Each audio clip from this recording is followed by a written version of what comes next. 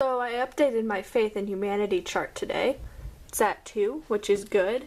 Has yet to get to Me Gusta, but thankfully it hasn't gotten to the Kardashian level yet. So today I'm probably just going to talk to you about books. I kind of forgot that I wanted to do a whole every Friday thing, so I don't really know what to talk about. I just finished reading Perks of Being a Wallflower, and the thing I find so hysterical is that it's MTV books. Like, that's not a thing. I loved this book. I had to physically put the book down at one point and just sit there and just like almost put them in a timeout. I was like, you need to think about what you've done, and I need to sit here and try not to break down, because it was just that good of a book. It really was. Anyone who wants to read or doesn't want to read, you should just read it. Scary thing is, I kind of empathized with the main character, probably a little bit too much. Oh, I commiserated with the main character. Vocab word. Okay. Another thing about books is I finally got together a list of books that I want to read, and I'm very excited for every single book. Okay, first is Casual Vacancy, which I actually started and read about 30 pages of it, and then I just had to kind of put it down. And I think one was because so much was going on with school, like grades just closed for the first quarter, so like I had so much going on in my mind, and it's not like a complicated book, but it's something that you need to like put time into. And I was kind of nervous about it. This is J.K. Rowling, who influenced my life in such a big way with Harry Potter. Like, what if I don't like it? And then I realized that was just stupid, and one, because I'm probably gonna like it, and two, if I don't like it, it's not like the end of the world. It's not like, oh, well, I didn't like this book, so I'm obviously not a real fan. See my previous video about that. And in the meantime, I've been reading Paper Towns, and I love it. So far, I'm about halfway through. I'll talk more about that next time. So far, it seems to be my second favorite, even though they're all so good. The Rise of 9 is the sequel to The Power of 6, which was the sequel to I Am Number 4. Don't judge the book series based on the movie. I actually never saw the movie, but I heard it was like really bad, so I just kind of said, I think I'll just maintain my respect for the series. The Midnighters. I have no idea what that book is about, no idea who wrote it, but I found it on like a previous list of books I wanted to read. So I was just like, yeah, I never read that, let's just slap that on there. Starters was on the list with The Midnighters.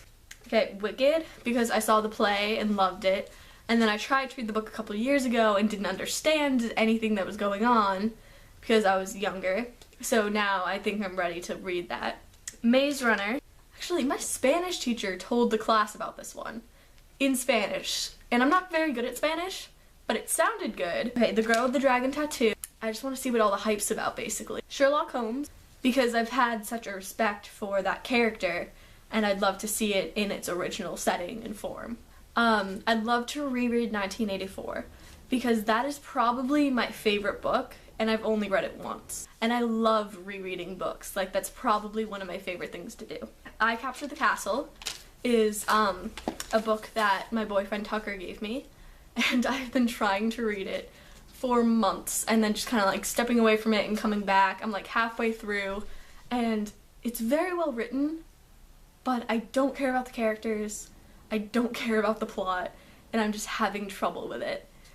But I want to finish it just because he gave it to me and because I just want to finish it. The Statistical Probability of Love at First Sight was suggested by John Green, who's one of my favorite authors, so I'm like, hey, if he likes it, I'll probably like it. The Great Gatsby. I know that I'm going to have to read it next year in English, and the movie's coming out, and I talked to some people who are reading it in English now who are in the year above me, and they said they actually really liked it, so I'm like, oh, well, yeah, I'll read that.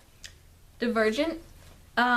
Someone said that it was a very young writer, like in their 20s, I think, who's writing it, and they said, oh, it's gonna be the next Hunger Games or something.